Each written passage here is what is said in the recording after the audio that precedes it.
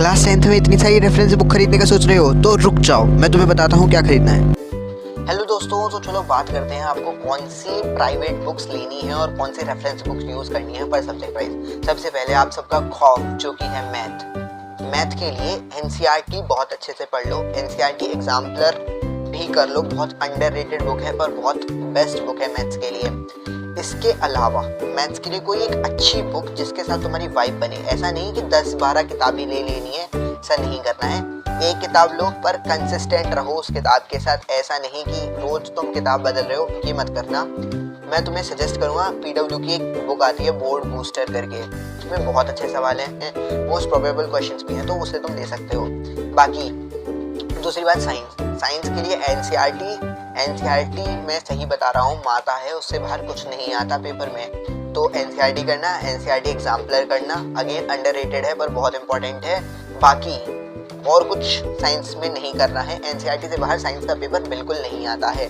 और जो competency focused वाले क्वेश्चन हैं सीबीएसई ने अपनी वेबसाइट पे प्रोवाइड किए हुए हैं, उन्हें देख लेना, क्योंकि उनसे पेपर आया है। क्योंकि 50% कॉम्पिटेंसी बेस्ड अगर सीबीएसई ने करा है, तो कॉम्पिटेंसी फोकस्ड जो क्वेश्चन सीबीएसई की वेबसाइट पे हैं इस साल, जो कि 2026 का पेपर बहुत हार्ड बताया जा रहा था, वो कॉम्पिटेंसी फोकस से ही आया था।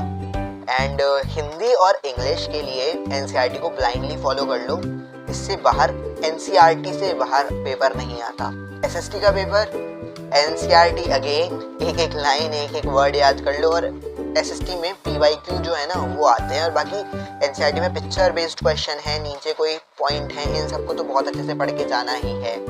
अगेन अब बात आती है आईटी की। अब भैया आईटी के लिए क्या करना है? आईटी के लिए आपको कुछ नहीं करना है, बस पीवाईक्यूज को फॉलो कर लेना है। और कोई आईटी के लिए कोई रेफरेंस बुक खरीदने की जरूरत नहीं है।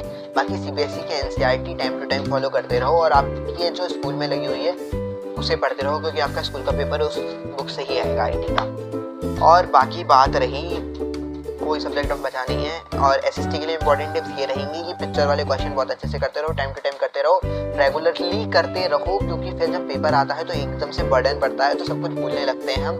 तो उससे बेटर रहेगा कि अगर आप टाइम टू टाइम करते रहोगे तो आप पे वो बर्डन जो बाद में आता है वो बर्डन आप पे नहीं पड़ेगा। एक्चुअल बता रहा हूँ, क्योंकि मैं भी बिल्कुल बोर्ड देके हटा हूँ, तो मुझे पता है। बाकी इंग्लिश और हिंदी तो हो ही जाता है, उसे तो आप पढ़ते रहो, क्लास रेगुलरली अटेंड करते रहो, तो उससे हो जाती है। बाकी इसके अलावा कोई रेफरेंस बुक खरीदने की ज़रूरत नहीं है। होप आपका डर मिट गया होगा। लाइक कर देना और चैनल को सब्सक्राइब कर लेना। ऐसे ही बहुत सारी इंपॉर्टेंट टिप्स के लिए बाय।